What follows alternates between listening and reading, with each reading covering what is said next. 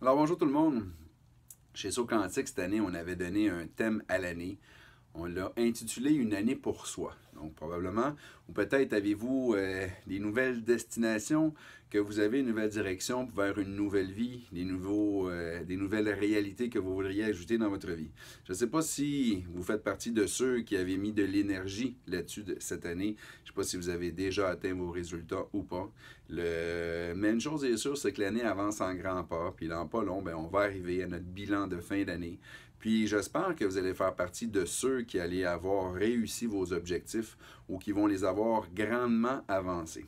Une chose est sûre, c'est que pour y arriver, quand on a de la difficulté à atteindre un objectif, il faut arriver à comprendre les structures du cerveau pour comprendre qu'est-ce qui peut nous bloquer. Donc, vous vous rappelez que le cerveau est divisé en deux parties, la partie consciente et inconsciente. Habituellement, je les démontre avec un peu plus la partie consciente est un peu plus grosse. Je l'ai réduite parce que je veux vous montrer à quel point que c'est minime la partie consciente. Donc, la partie consciente, je vous rappelle que c'est la partie avec laquelle on réfléchit, la partie avec laquelle on a nos désirs, avec laquelle on a le sens de ce qui est bien ou ce qui est mal. Donc, c'est une partie qui s'acquiert avec le temps et ça représente une très mince partie de notre cerveau au niveau du fonctionnement. Donc, comme je vous avais expliqué dans une capsule précédente, lorsqu'on est dans une communication, la partie verbale, qui représente la partie consciente, représente environ 7% de la communication, alors que la partie inconsciente représente à peu près 93% de notre communication. Donc, vous comprenez qu'on communique beaucoup plus avec l'inconscient. C'est beaucoup plus l'inconscient qui gère toute cette réalité-là. Donc, si vous avez des désirs conscients, mais que dans l'inconscient, l'information donne l'inverse, les mémoires qu'on porte nous éloignent de notre objectif, c'est l'inconscient qui va être prioritaire. Donc, je vous donne un exemple. Au niveau du 7%, du 93%, qu'est-ce que ça peut représenter? Imaginez qu'une dame veut finalement avoir une relation stable dans laquelle elle se sent bien, qu'elle n'ait jamais réussi à atteindre dans sa vie, qu'on lui présente un très bel homme, puis l'homme, il est connu comme étant quelqu'un de très respectueux, très attentionné, puis qu'ils savent très bien qu'il va pouvoir faire une très bonne vie avec cette personne-là parce qu'il y aurait un match qui serait parfait. Mais imaginez que cette réalité consciente, ce désir conscient-là, se confronte avec une mémoire du passé. Donc imaginez que cette personne-là, dans son passé, elle a été abusée et que cette information-là est toujours inscrite dans l'inconscient. Donc vous comprenez qu'entre le 7% du désir conscient et le 93% de la mémoire consciente, c'est le 93% qui va être prioritaire. Puis malheureusement, cette personne-là va probablement avoir beaucoup de difficultés à s'investir dans le couple, à rentrer dans une relation parce qu'elle porte une mémoire qui est très blessante par rapport aux hommes. C'est pour vous donner des exemples. Imaginez qu'une personne travaille justement pour avoir un couple harmonieux. Donc, c'est le désir conscient qu'elle essaie d'atteindre depuis des années, mais que dans l'inconscient, le 93% est inscrit que les couples est complètement disharmonieux, que c'est constamment la chicane. Mais malheureusement, ça va être très difficile d'atteindre le 7% parce que le 93% dit que le couple est disharmonieux. Il faut d'abord tout changer cette imprégnation-là qui est au niveau de l'inconscient. Je vous donne d'autres exemples. Imaginez qu'une personne ait le goût de voyager, puis qu'elle n'arrive pas à voyager dans sa vie, ou que chaque fois qu'elle fait un voyage, ça lui donne un souvenir, un sentiment d'ennui, ou qu'elle voudrait revenir à la maison, ou un sentiment de danger, qu'elle en fait de l'anxiété. Donc, le désir de voyager est un 7% conscient de désir, mais imaginez que dans l'inconscient, elle porte une mémoire où est-ce que lorsque les gens partaient en vacances, c'était les maris qui partaient pas en vacances, mais qui partaient à l'extérieur. C'était les maris qui partaient à la guerre ou les enfants qui partaient à la guerre. Donc, vous comprenez que le 7% conscient n'arrive pas à confronter ce 93% inconscient-là, puis malheureusement, la personne n'arrivera pas à voyager ou à chaque fois qu'elle va voyager, elle ne pourra pas être bien parce que la mémoire inconsciente, elle est trop négative.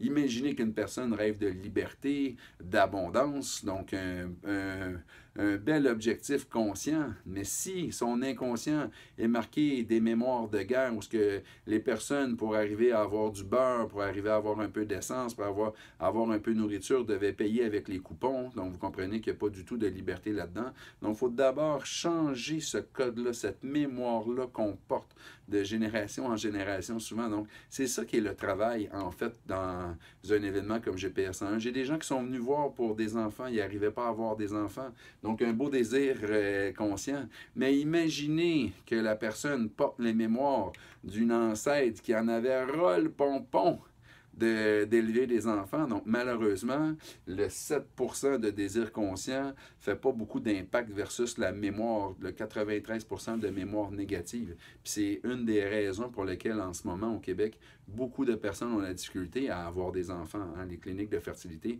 sont très à la mode en ce moment. Donc, peut-être ça vous donne un peu un topo pour comprendre c'est quoi la différence entre un désir, un souhait conscient et versus une imprégnation, une mémoire inconsciente qu'on porte. Donc, quand on veut arriver à atteindre des nouveaux objectifs, lorsqu'on veut optimiser cette possibilité-là, qu'on veut qu'elle se fasse le plus rapidement possible, le mieux possible et le plus exactement possible, bien moi, ce que je vous propose, c'est de venir à notre fameux atelier GPS où cesser de tourner en rond, c'est souvent ce qui se produit. Pourquoi je l'appelle GPS? L'atelier GPS, c'est un GPS intérieur où est-ce qu'il nous guide pour aller vers notre objectif, mais s'il y a des vieilles mémoires qui sont négatives, malheureusement, il ne nous guide pas vers les bonnes intuitions, vers les bonnes réalités. Donc, il faut absolument le reprogrammer. L'inconscient, il faut reprogrammer ce GPS intérieur-là pour cesser de tourner en rond. Donc, GPS 101, c'est quoi? C'est un week-end intensif où est-ce que vous allez avoir de la théorie pour comprendre comment ça fonctionne, faire une reprogrammation biologique au niveau de l'inconscient. Donc, c'est une question qui me revient souvent. Stéphane, on comprend bien, mais comment on fait pour faire ces fameuses reprogrammations-là? Comment on fait pour changer ces données-là, ces mémoires-là, maintenant que je les ai conscientisées? Bien, pendant 3 jours de temps, je prends le temps de vous expliquer pas à pas, avec des guides théoriques sur lesquels vous pouvez travailler directement en lien avec votre objectif que vous voulez. Donc, c'est un atelier qui est un parfait mélange entre la théorie et la pratique. Donc, vous allez avoir à vraiment expérimenter, à mettre en concret la théorie en lien avec votre objectif. GPS 101, c'est quoi? C'est une fin de semaine où on prend le temps de décompresser, de dédramatiser, de s'amuser. C'est une fin de semaine de fou rire. C'est une fin de semaine où les frères et les sœurs se réunissent ensemble, les membres d'une famille, pour travailler ensemble. C'est une famille où les couples viennent s'harmoniser.